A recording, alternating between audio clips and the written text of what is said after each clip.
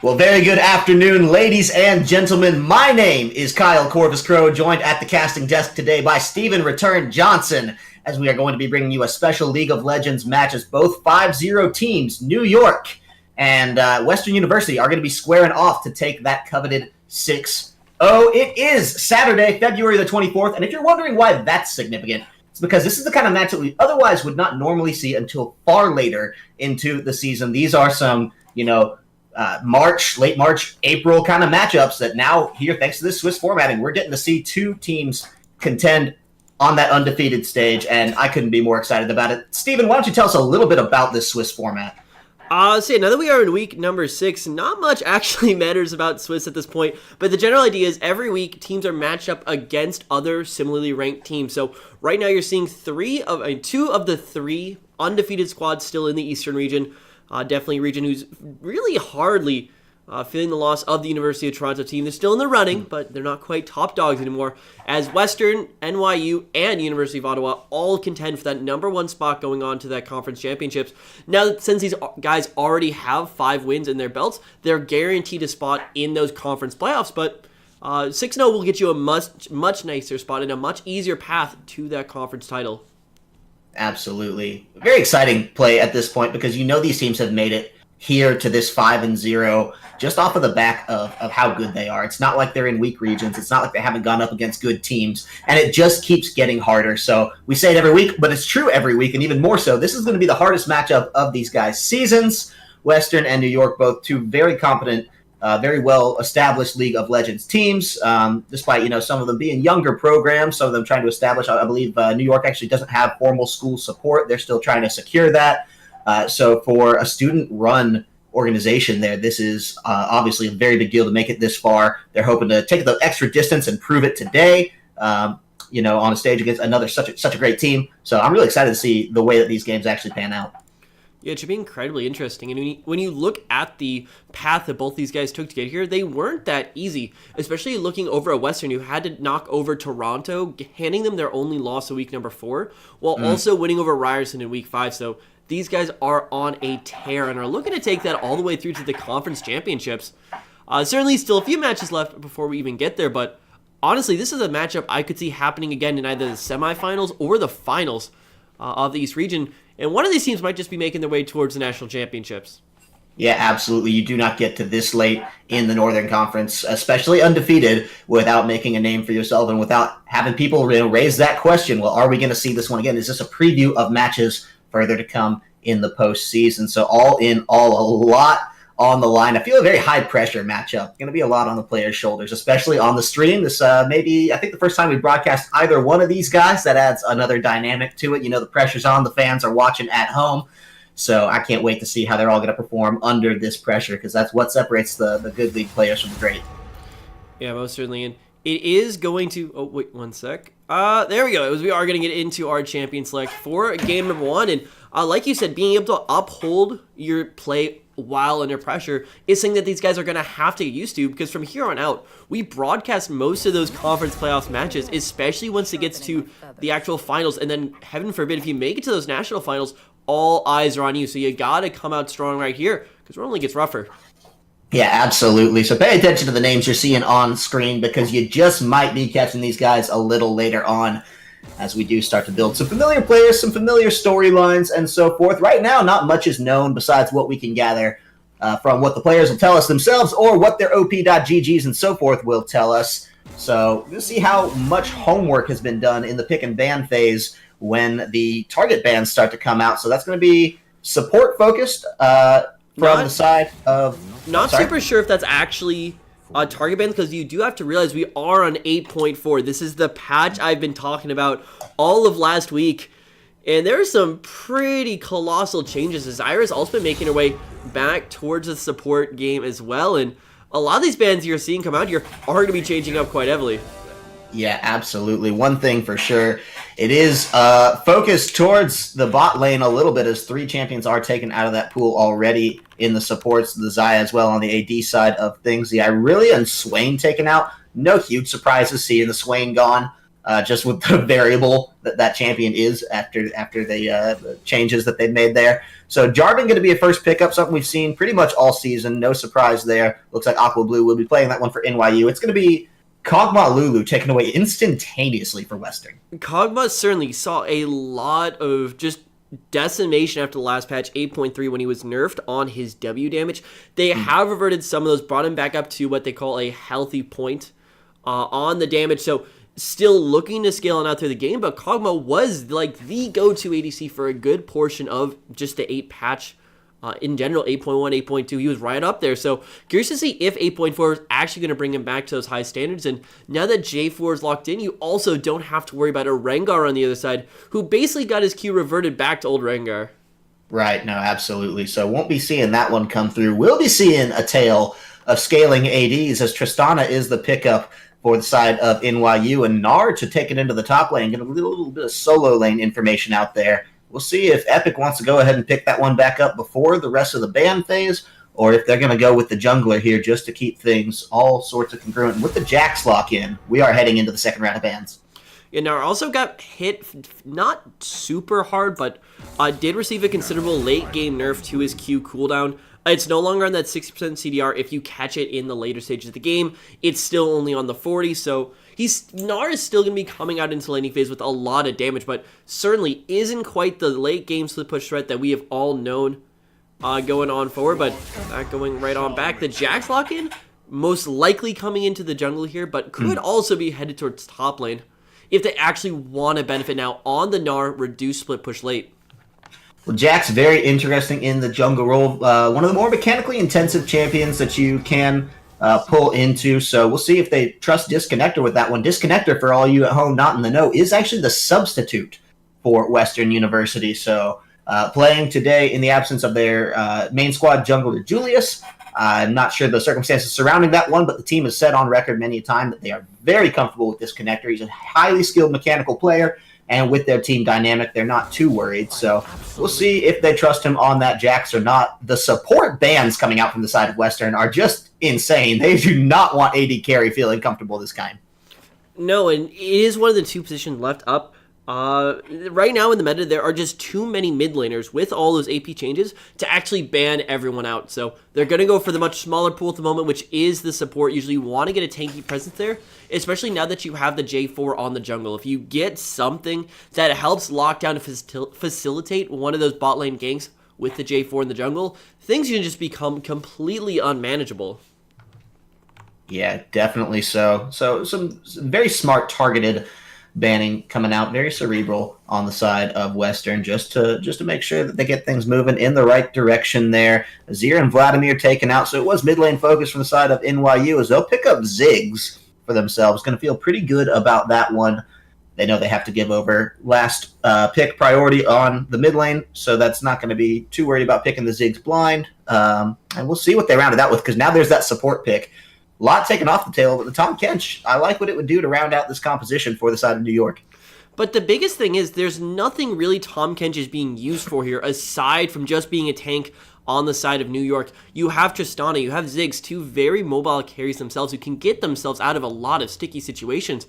And the only two dive threats you have to go with are the Jax and the Maokai. So definitely that is what happens when you ban away the support pool. They're kind of forced into a situation they don't really want to play, as you'd rather give Tristana someone more aggressive she can play with in the laning phase, like the Alistar, like the Taric, but they're not going to be able to pick up that one. And I think the Ziggs here from Maul is going to be the standout for me. I talked about it a little bit before, but on 8.4, a lot of those AP items have been changed. Morello Namicon is no longer just the automatic first buy. You can go for the Archangels, you can go for just a wide plethora of items. Plus, you also have the orb added in for the bonus AP and movement speed when you click on it. So I want to see what he's actually going to go with here, because Corki is a lot safer, a lot more meta mid laner at the moment, and maybe this is the way NYU breaks match out early.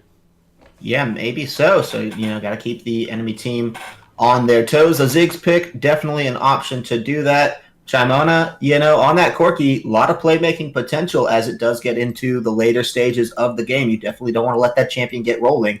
We'll see how they play it out. Trying to decide here, with the positions and the way it's set up. So I was expecting a trade to come between short hop and disconnector. Looks like it's just a little bit of did change to the heel from that smite at last second. I didn't think you'd be running Spellbook, but all in all, top to bottom, I guess it's just a slight mispositioning there. And disconnector will be playing in the AD role, and short hop will be jungling. So he will be the one filling in for Julius. Yeah, curious to see how this one actually does pan out, but if I'm just going to start hitting on the team compositions themselves, I'd have to say I'm a big fan of NYU despite the Tahm Kench on the support role, which maybe isn't the best thing in the world for me. They have so much ability to play through this early game.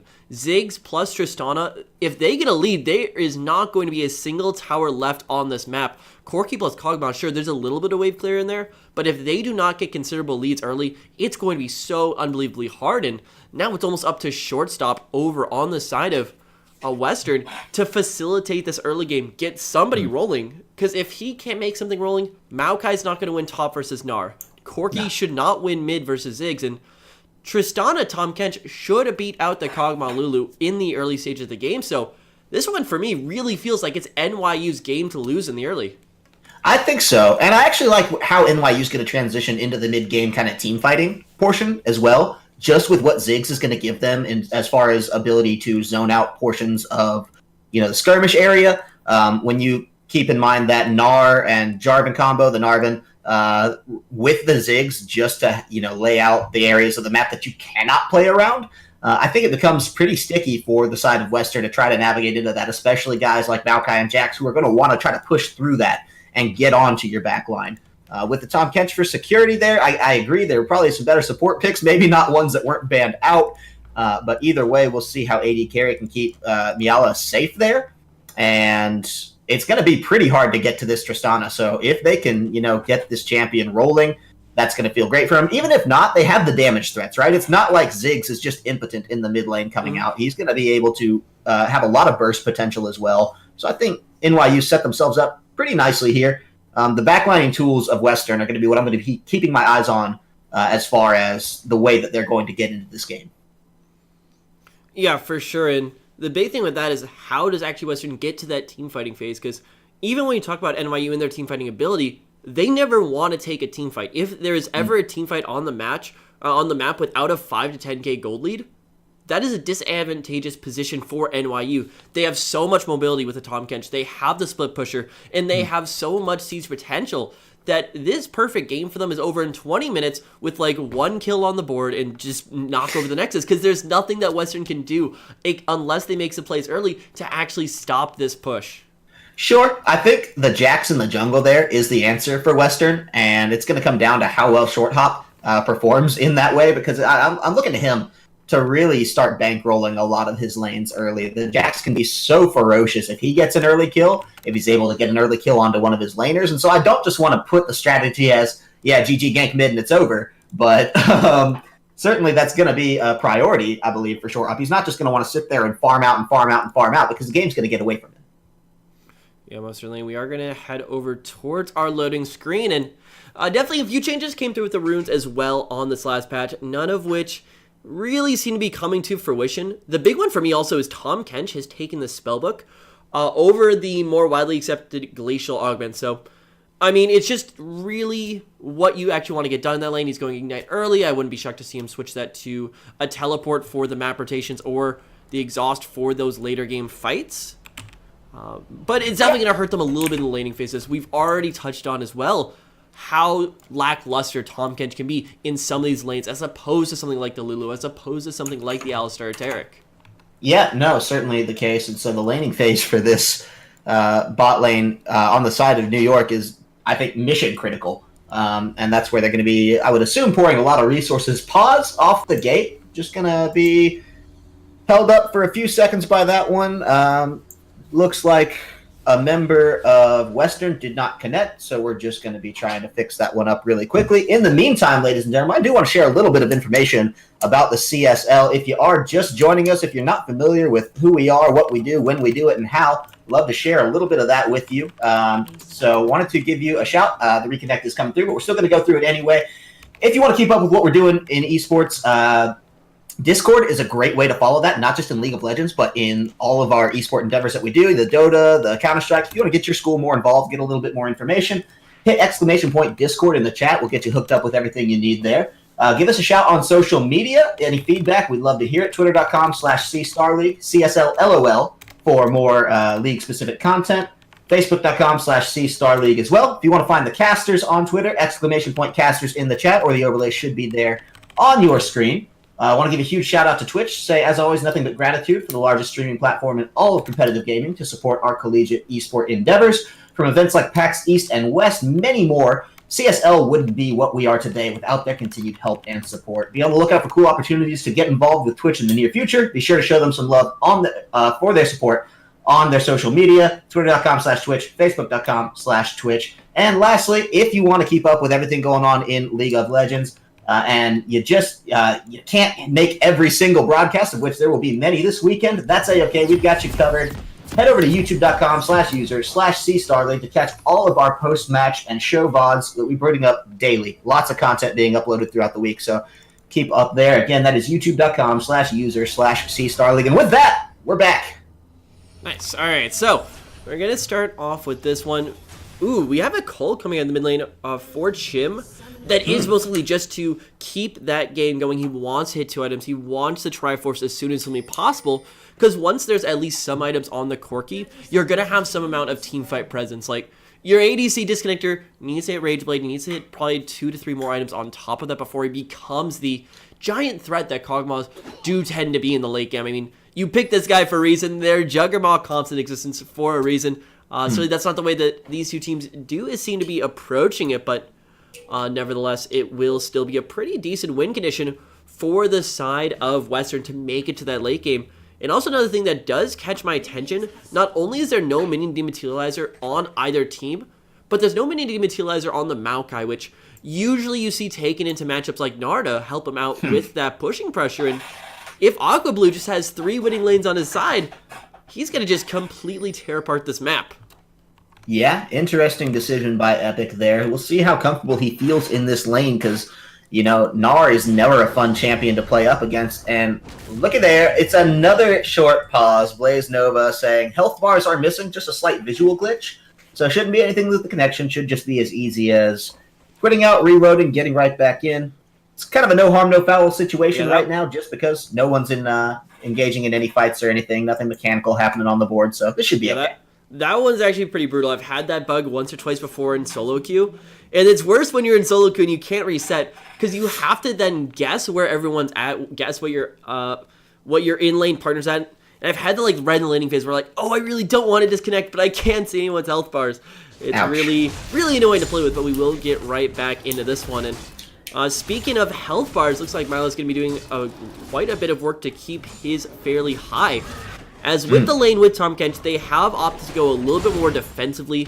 It is going to be the Doran's Shield over the Doran's Blade over... Well, I don't think Longsword's actually a starting item set for ADCs anymore, but definitely going to paint the NYU bot lane as a lot more defensive during these early stages of the game. Now, that being said, it's still a Tristana. No matter how many shields you give her, she's still going to be able to bash your face in levels 2 through 5. So, curious to see how they actually do pull the one off in the bottom side, and we definitely need to start tracking how these lanes are pushing.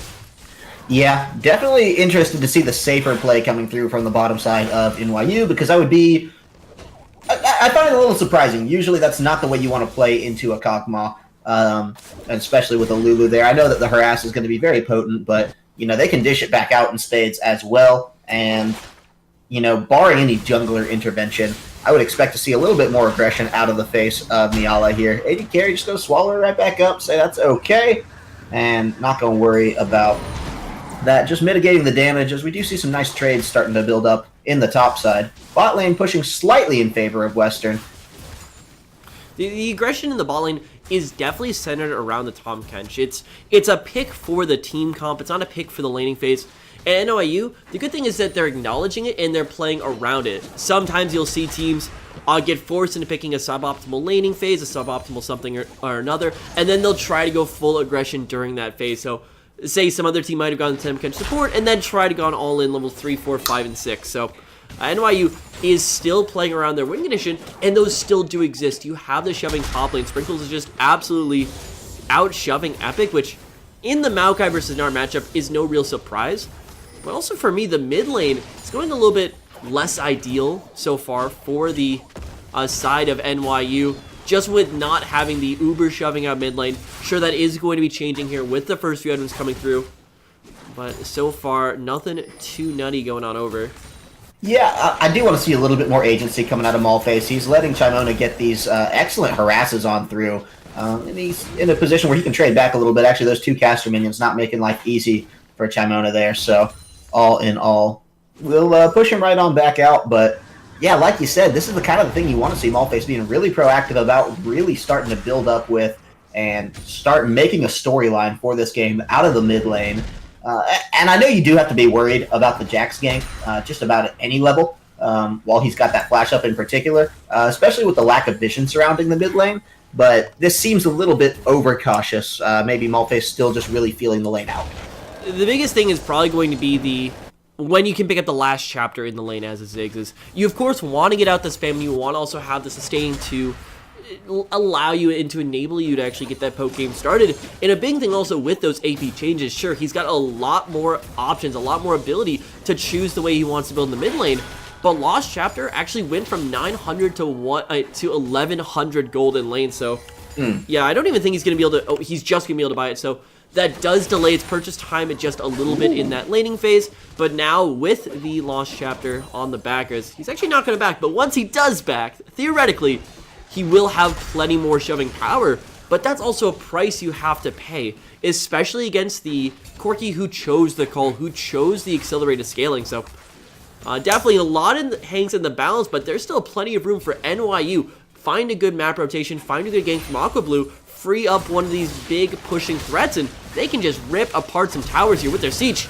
Ooh, flash coming in, flash coming out. Not going to be the biggest use there. Ignite did come out from carry as well, and he's going to try to eat up Disconnector. Does find him, so Miala's going to get the damage. Force a flash there, and a nice trade coming out for the side of NYU. They do get the summoners out of both members of Western's bot lane. Only the Ignite remains for Blaze Nova, and 2 backs almost certain at this point. Disconnector going to try to wade through it, but how low Blaze Nova is, I don't think it's the best idea to try to stick around here too long without an intervention from Short Hop, who's currently on the top side. Once again, it does not matter how defensively you start building in this lane. Tristana will just have the advantage. Here comes the gank. No. Sprinkles is in a little bit of trouble. There is going to be the flash out, but Jack's right on him, doesn't care. First blood with a hop, maintaining the flash of his own, and Aqua Blue tried to be on the rotation, but was not there in time. Sprinkles just overestimating his power there and went down hard to Epic and Short Hop. Not only that, that was also an extremely over-aggressive situation. You saw that Epic already used the TP to get back in the lane. He already went back, picked up the Thornmail as well. And Sprinkle was just sticking around without much vision, at least on the river. Hadn't called over for help, and just put himself in a spot to be ganked. And sure, 9 times out of 10 that might work for you. 9 times out of 10 the jungler's not going to appear right there. You get a free back, TP back, no harm, no foul. But it's that 10th time that will put you behind. And I mean, he's still doing a pretty good job scaling. Wants to get onto the Black Cleaver Spike, help him out with this shoving game. But for now, that's going to be a little bit of a pain in the rear. Once again, the big point for Western has to be scaling. And all these plays, and especially that kill on the top side, just buys them time.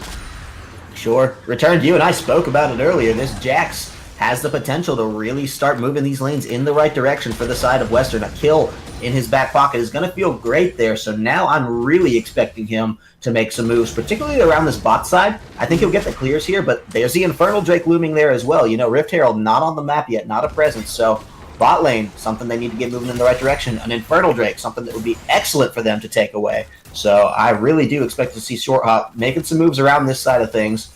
He came up against Aqua Blue in the bot side maybe 3 minutes ago. It was very kind of stunted, just engaged between the two of them. And he sent Aqua Blue packing, so he should feel pretty good about that 1v1 if it comes up again. But side of New York, very, very proactive on this Infernal Drake. They want to find it, and I don't think Western were aware of this potential happening at all. They're just picking it now, but that is 100% gone. The big thing right here for Western is they cannot contest. Disconnector and Blaze Nova have no flashes available. If they got into a fight, that is not one they can leave willingly. And just comparing the strength of ADCs and mid laners who could roam on over at the moment, everything's just looking NYU right now. This is the point in the game that they really need to make their presence. They need to make their power spikes felt. And so far, Infernal Drake is never a bad way to start that off, but it's what comes after that really dictates the pace of this one.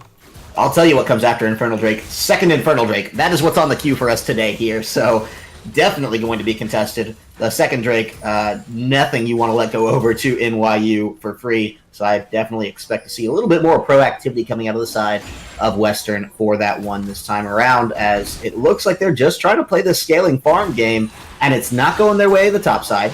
It's not going their way in the AD carry matchup, and it's really just, I'd say, going okay in the mid lane. Well, I mean, any advantage you have onto a Ziggs is going to be incredibly well off for your squad. Lost Chapter probably building into something here pretty soon from Alphase. Might turn that one around a little bit. But the big part of this is just building up that economy. There's still only 100. Actually, they're in the lead by 100 gold. Got quite a bit from that early kill in the top lane. And the idea with the scaling comp is if everything's even, or if you're only a few K in the hole, by the time you hit your spikes, you just are innately bigger. You're innately more powerful. So it doesn't matter as much if top lane's losing, if bot lane's losing, as long as it's gracefully losing. It's not giving up the big objectives. It's not giving over the towers, and it's not giving over multiple kills. And that's got to be the game plan coming out here for Western. Is they're still having a fairly decent, fairly comfortable laning phase so far, Sprinkle's but in trouble. top lane, Yeah, he's going to have a hard time getting out of this one alive. Just trying to pick out a kill, but not even going to find that one as Epic takes up the kill credit. And now the top lane tower potentially in trouble here, as the members of Western probably going to want to just stick around, try to get that first turret gold down. Looks like New York maybe trying to answer with a rotation to the bot lane, but they're definitely the slower ones on this, as that tower is taken all out and away for free as they toss a second kill now over into their pockets. Epic taking the credit for that one, and it's an okay response from New York. They get a tower themselves, but you know, how long is this going to keep going on? Because it looks like Western just want to keep pushing this. yeah, and there is nobody with TP available actually to help out Sprinkles up here, so this could just be the top lane tower going over again. Western, they were the ones who made that first move, and they made it safely of all things. Oh, here comes the engage. Flash Twisted Advance coming in. The root is up. The stun there as well. Sprinkles so low health. He died under that tower once. He's going to die again. Don't know what he is thinking walking back into the same amount of champions, same circumstances as he just died in, but he thought, hey, maybe this time will be different. Western assured him, no, it will not be. But now the New York members are on the chase. Carry with the tongue lash not quite connecting. Should mean short hops out of this one. Okay, they might want to try to flash in for it. They do. Aqua Blue there, but look at that. The leap right out makes the flash right in. The dunk from a distance. Aqua Blue finds the first kill. They're going to try to get in onto Epic. He does have the tower. He does have the health bar, but Viala here should really help this one come on through and finds a crucial kill for the carry of NYU, and they answer back with a couple nice kills of their own. But here's the thing, NYU are not going to find a single objective off this play. Okay, maybe they're going to find the Herald, but they're not going to find a single standing objective just yet. And that was really good for Western, who, once again, only wants to play the scaling game. They knew that there was a safe play up the top side. They knew that Aqua Blue was nowhere to be found, so they made the play on top. They brought three members, they got the tower, while, most importantly, Disconnector and Blaze Nova, they backed off. This is a great macro game currently coming out of Western, and NYU need to find a response right now. Yeah, the teleport's coming through. Aqua Blue has to be swallowed up to get out of there. Rift Herald has not reset. Keep that in mind, because the members of Western now want to get on it. I think they're going to find that one here, and it is Aqua Blue coming, and he does get the smite, so that will take it out defeated. But Disconnector does take the kill in return. There shall be no Rift Herald for either team, it looks like, as Aqua Blue did get the credit. There are no members of NYU that can get in there to actually pick up the standing buff. So all in all, Rift Herald, really just the moral victory, and it cost him his life, so not going to feel great there for Aqua Blue, but the denial aspect is huge. Great response coming out of Western to hold them off of that one. Yeah, most certainly, but I mean, no matter what, trading your life for denying a Rift Herald away is not what you want to be doing right now if you're NYU. You need to be getting this advantage. You need to be finding those towers. You need to be cementing yourself a decently good CS lead, because in the mid lane, I mean, that's still a Triforce completed already. The Cole's done as well. Certainly a little bit further off from Disconnector, as he hasn't even established enough for his Rage Blade just yet. But this is a fairly fast-scaling team on the side for Western at the moment, and NYU, there just hasn't been that play. Aqua Blue has been feeling fairly like a non-factor this match. Yeah, I mean, he has the 1-1-1, and granted, his only death was sort of becoming the sacrificial lamb to get that Rift Herald out and away from the clutches of Western. But you really want to see a little bit more proactivity, especially looking at 3 deaths on the Sprinkles. The way they played around the top side of this map has not been stellar. Aqua Blue, really helping to sneak out that first Infernal Drake, but after that, not been what we've wanted to see. So his second Infernal Drake is getting ready to come on up. Pretty big objective here for the side of NYU, and they know it. They are grouping up. That's going to be a split push coming out from Chimona, and he is going to be able to push into, that there's only 1 tower remaining in the top lane before the inhibitor. So he has to teleport. Going to be a pretty good positioning just for Western there, as it looks like he does want to roam down, not waste that teleport. So they are going to call off the split push. They want to find the fight, and it's just a matter of NYU trying to pick it off first. They get on to Short Hop, but he's out of there, living up to his namesake, and we'll see how far they want to push this one, because they are trying to get in. It's only Epic that they've been able to get onto thus far, and Aqua Blue thinking better of getting over the wall just yet. It's a delayed standoff, and the tensions are building. We'll see who comes in. It's going to be Corky jumping in. Chimona, not maybe the safest pick off there, as he does get half his health bar taken out for it, and Malface wanting to find the blood here. I don't think that was exactly what Western wanted, but the 1v1's going well thus far, and it is dunked out. Malface does find Chimona there, so it's a 4v5 now for the side of Western, and this should mean Dragon pretty easily taken away for the side of NYU. We'll see if there are any heroics from Western, but I kind of doubt it at this point. Yeah, and this Dragon just is NYU's to take. They have the power advantage right now. I mean, yeah, Western is doing a good job scaling. They are far from there just yet, and maybe a little bit too much aggression trying to take away that Dragon in particular. Maybe banking on NYU, making a positional mistake, making some sort of mistake around this map so far, but so far, at least on that last play, at least on the Dragon, that was a good setup and good execution coming right on through. And I do realize we are on 8.4, and we haven't even talked about the most impactful change of all time, and that is trackers. Tracker Knife is just gone. You no longer can rely on your jungler for that early vision, which, unfortunately for NYU, should promote more early gameplays, not deny them. So still, just a lot of question marks coming out right now, and NYU are still unable to convert on any real early advantage, and that clock, it's really ticking. Yeah, I think the Infernal Drakes are really the saving grace for this team right now. Wait, time out. Disconnector picked up the Boots of Lucidity? Huh. Yeah, nope. Ionian Boots of Lucidity, the cooldown boots are indeed on the Kog'Maw, so all right. Not really gonna theory crafting to try to unpack that one. No, I will though. That's why I'm here. That's why I'm on the left. But sure. I assume that's for the reduction in summoner spell cooldowns. Because, I mean, if you get ulted by Aqua Blue, you have to flash on out. So maybe just looking for the reduced flash cooldown. I mean, wouldn't really be looking for the overall CDR. I mean, sure, you always want your W on a lower cooldown, just more time to the fight. But gonna go on a limb and say that that one is for the flash away. Because anytime there is no flash on Disconnector, if there is an ult coming up from Aqua Blue, you can't leave. That is like the entirety of the reason behind the J4 Galio combo. If you lock somebody in that, they are not leaving ever. Well, okay. Disconnector. We'll see how it works out for him. It's a bold strategy, Cotton. So excited to see that one in action, because I do understand at least where it's coming from when you frame it like that. You know, that is a huge burden that you always have to be on the lookout for. The Cataclysm, the Narhop, it's going to be all big. Sprinkles, that though, is one long lane. In some trouble. Yeah, that's going to be caught up by the ultimate as well. Stunned up, nowhere to run, nowhere to hide, and Short Hop finds the kill easily. Going to feel that one taken out and away. It's a flash burn from the jungler, but he got the top lane flash as well. Sprinkles will not have that come into the next fight, and Short Hop will take that trade any day. I wouldn't put the entirety of the blame on on Sprinkles here for his deficit. Sure, certainly some of it, like the one kill he went on topside, which is being over greedy in that lane.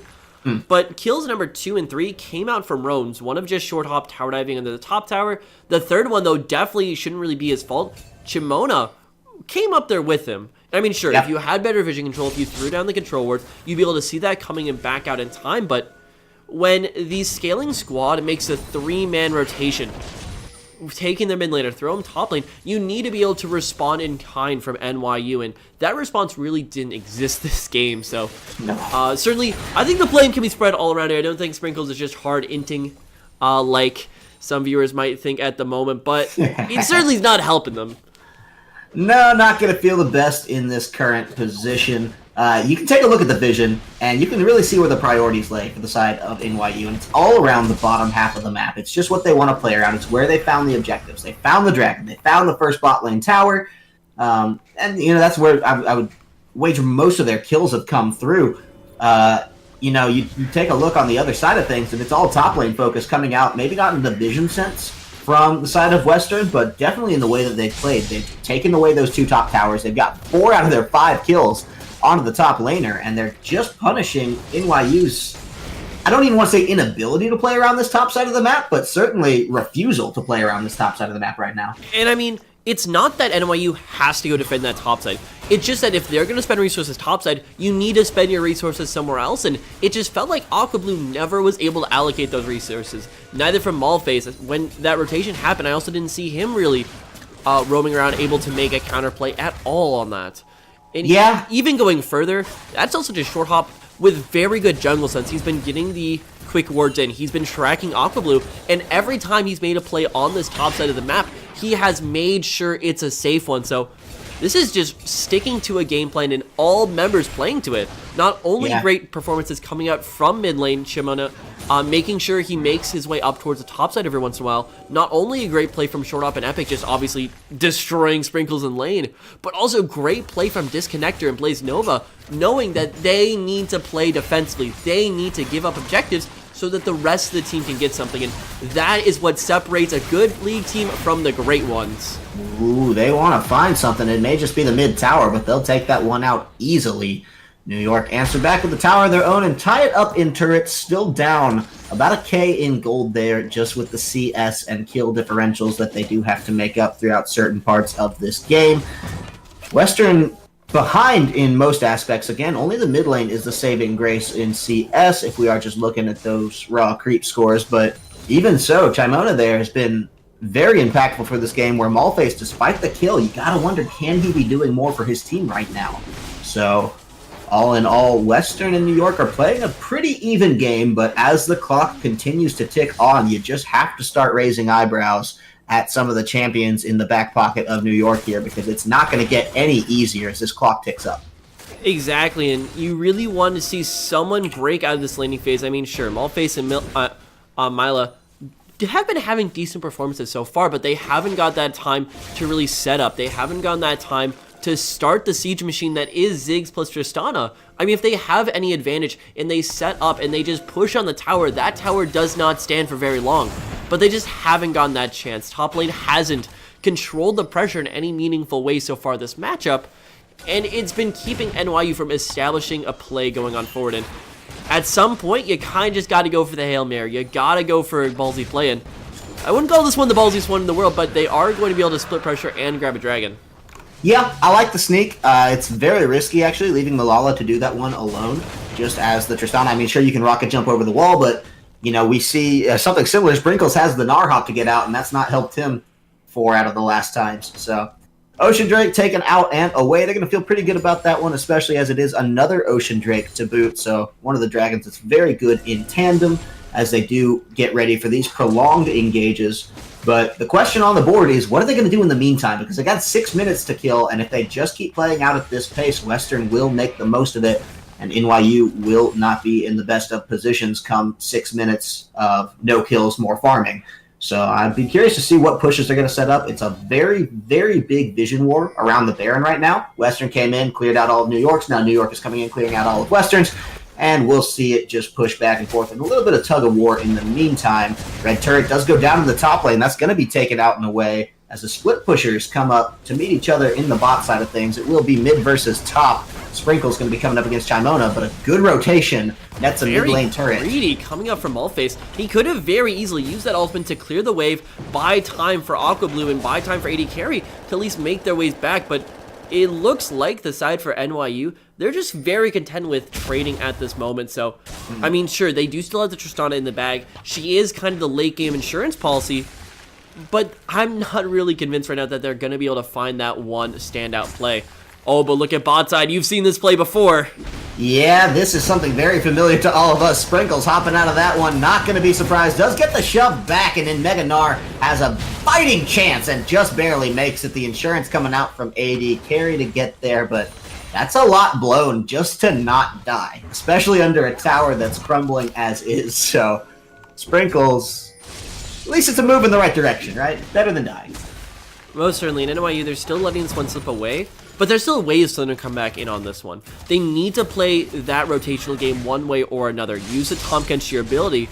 But a big part of that, too, is being able to play through the vision game as well. Because look at the map at the moment. That is all red. There is barely any wards here from New York University. And that's going to make it incredibly hard for them to either start a split push game, start a siege game, or just start a game in general. So unless they really flip around that vision game, which God bless they are actually doing right now, it's going to be incredibly hard for them to keep facilitating these plays.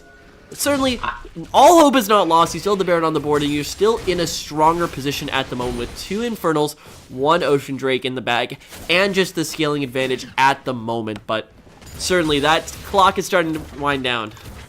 I think more so than the Baron vision, I really like the deep line of vision that Western has placed in the jungle entrances for the side of New York. They have 3 very critical wards, actually 2 of which just expired as I was talking about this. There goes the last one, so Unlucky. Never mind, returned. Unlucky.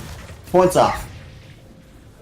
Well, certainly, and anyway, they are just hanging around this Baron. Want to see if they try to use it, use a little bit of mid-range shove as well. Maybe bait out the TP from Chim. And then you have at least some sort of advantage to play around, but at the moment, those advantages that you can play around, they just don't exist. Ooh, short hop actually in some trouble. Blaze Nova gonna go down. That's a huge takeaway. You cannot be that aggressive against the likes of a Jarvan the Fourth if you are just the support. Didn't have the backup, as short hop was not enough, and you know, Disconnector wasn't even there, so they're going to start up there, and they are forcing out the teleport. We'll see if they can interrupt. Epic is coming down with the ultimate. He's going to lock a lot of them down. Short hop, hit up with the ultimate. Half health bar before he even comes in. The exhaust is going to make sure he dies. Now Epic on the run out. New York are just tearing through the members of Western. It's not going well. Disconnector nowhere to be found this fight, and he is going to have to walk away with a very full health bar. And they do want to find him on the back line, but I think Carry and Malface are just going to be content to walk back to the Baron. It is a dot lane tower takeaway. Chimona does find that, but what all is it worth in the face of a big old Baron for NYU? Absolutely horrible timing coming out from Western, and a great redemption play from Sprinkles.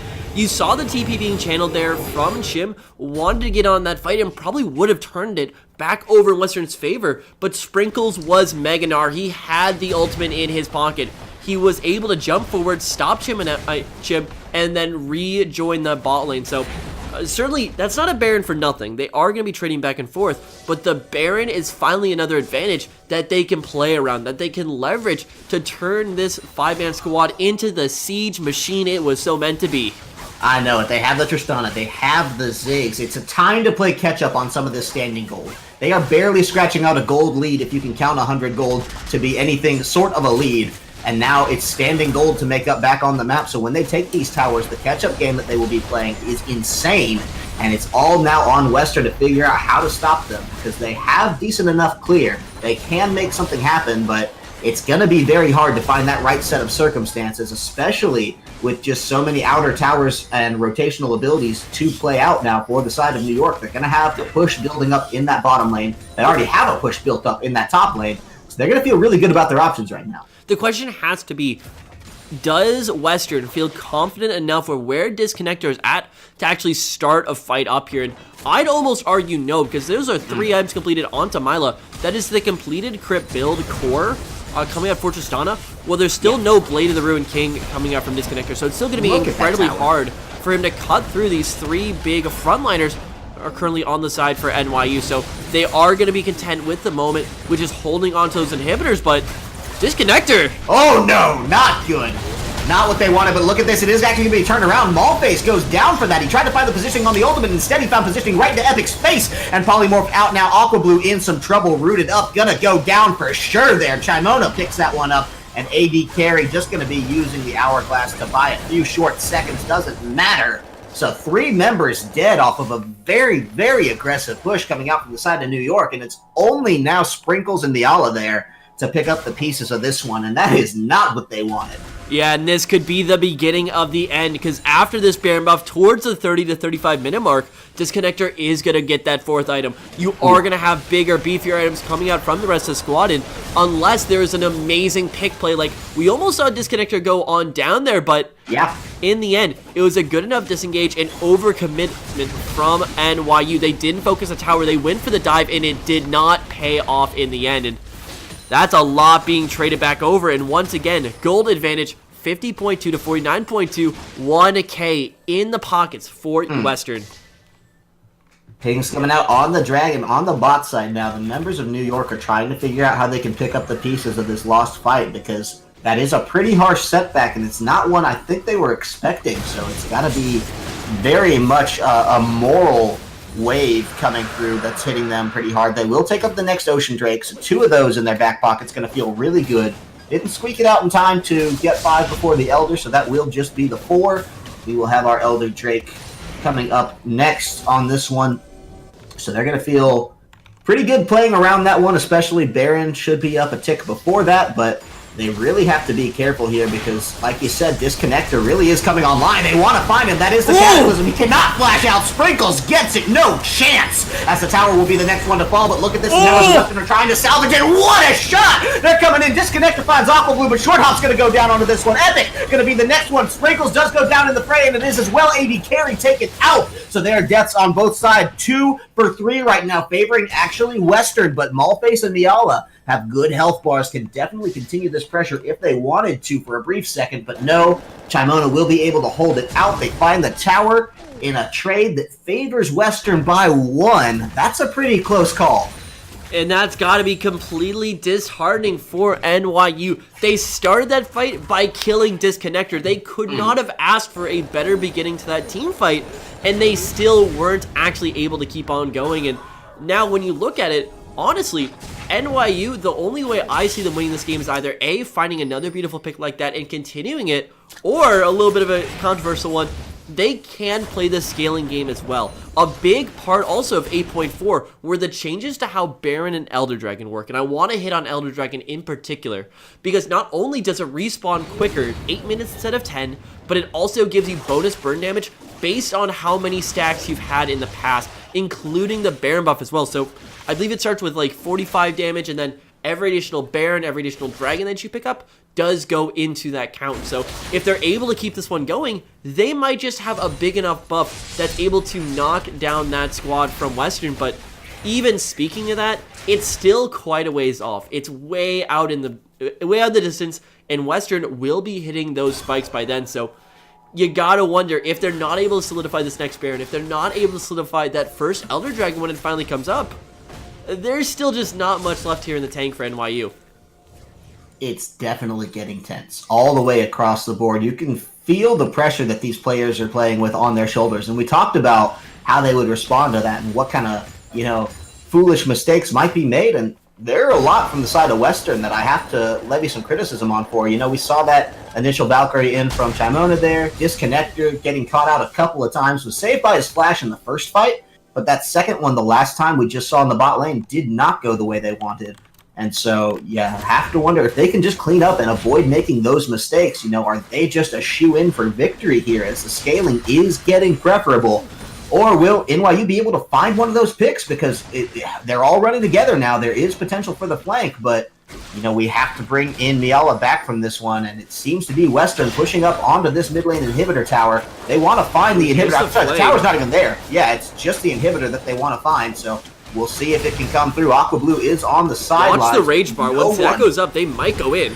Yeah, definitely going to be wanting that nice little bit of damage chunk on the ult. Not for the secure. They got Disconnector low, but Sprinkle's trying to get in the epic ult to keep things down. Flash. Redemption should move things in the right direction. It will be just the disengaged potential coming out from Western. I can't believe they got out of that one alive. Wow. Yeah, that one was very, very close and great disengage from Western, but is this going to be enough for NYU to actually take this Baron? That play forced so many people off, forced the flash away from Disconnector as well. Teleport's And coming they're in. going to be here. Here's the TP. Just like you said, yeah, there's no Gnar ulti. Oh man, but they're shredding through this Baron very fast. It's only got 2k left, no K left as they take it out in a way, but the fight is breaking out. Epic wants in, doesn't have the ultimate, doesn't matter. Carry is going low, the exhaust onto Epic just to keep him off their face, but Short Hop jumps right back in, jumps right back in. Are you kidding me? Oh, catches him up, and look at that! It's such a takeaway, a triple kill coming down for Gnar. He will not be denied this. Sprinkles is absolutely making up, and it is another kill taken away. Nialo finds that one, and somehow no one from the side of NYU is dead. They all 5 live with the Baron, 4 kills. This is bad for Western. Oh my god, that was such an insane team fight coming out from NYU, especially the combination between Aqua Blue and Sprinkles, able to lock everyone down for such a ginormous amount of time that independently just turns that fight around. And add in the peppering damage from Malphite, add in the damage coming out from Myla, and the inability for Western to properly defend Disconnector right now, and that is just team fight win after team fight win, and they're going to be taking a lot off this Baron. Returned, I don't know if they can hold this one out. That's 2 inhibitor towers, 1 inhibitor to boot. This is very, very tense now. And look at the bot lane push that's going to be able to come out from NYU. They have a wave to rotate to. That's going to be very, very hard for Western to defend here. Yeah, thankfully though, they have at least held on to that top lane inhibitor. It's not gone down just yet. But that Elder Dragon buff that we were talking about too, that is up, and there would be no better buff to grab at the moment, because you have the 4 Elemental Dragons, you have the 2 Baron buffs already in the pocket, and with the buffs coming on 8.4 going directly to that Baron as well, that is going to be absolutely insane if they can grab that Elder. Yeah, they're going to feel really good about it, and how do you defend that if you're Western? Because you just got your teeth kicked in top and mid side. Top inhibitor did survive the storm, but mid inhibitor, going to be pulling in those super minions now, along with the Baron priority, along now with that. I think this Elder Drake's just given over for free. I mean, this is such a bad one, but you are probably not wrong, as it would just be so hard for anyone to really come in and contest this, especially as long as Malphite has ultimate, as long as Sprinkles has ultimate, and on top of that, Aqua Blue having ultimate as well. And AD Carry looks like he wanted to go for the ult play there, but a well-played sapling from Epic will defend that one. Yeah, I think so. Definitely going to be a tight spot. Look, we saw the reset coming out in the top lane. It's Chimona. He pushed that one out. Doesn't have the teleport, so the rotation is late to get back there, actually. And that costs them the tower in the bot lane. I don't know if it would have been able to hold even if he were there. Inhibitor's gone as well. The base is just getting picked apart, and it looks like now the side of New York might just want to try to rotate. No minions for that top lane inhibitor. I don't believe they're going to worry about a fight too much, but if there were a time to try to pick it off, it might just be now, because otherwise, 3 inhibitors down, I don't see Western pulling back into this one. The minions are flooding in from the bottom and mid side, and it looks like they may be trying to go for this last fight. Yeah, there is so much power with NYU right now. One common disconnector could just be gone, but that's the ultimate gone from Malphite, and he's still alive.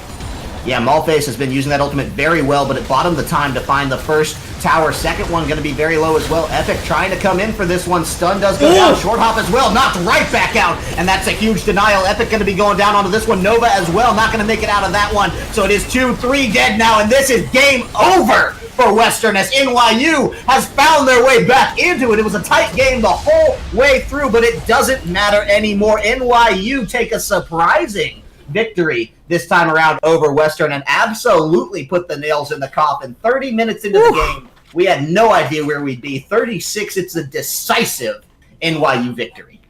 Yeah, and definitely NYU were bringing forward a few of those concerns, weren't getting anything on the top side, weren't getting anything within those first 20 minutes of the match, but then it was objective after objective that they just kept rolling over, and the team fighting. Sprinkles, it doesn't matter how far you get him behind, he was still landing clutch ultimate after clutch ultimate, and it was that team fighting that kept NYU competitive throughout this entire game. And Western, I mean, they nearly had everything set up, but they just couldn't pull through right there.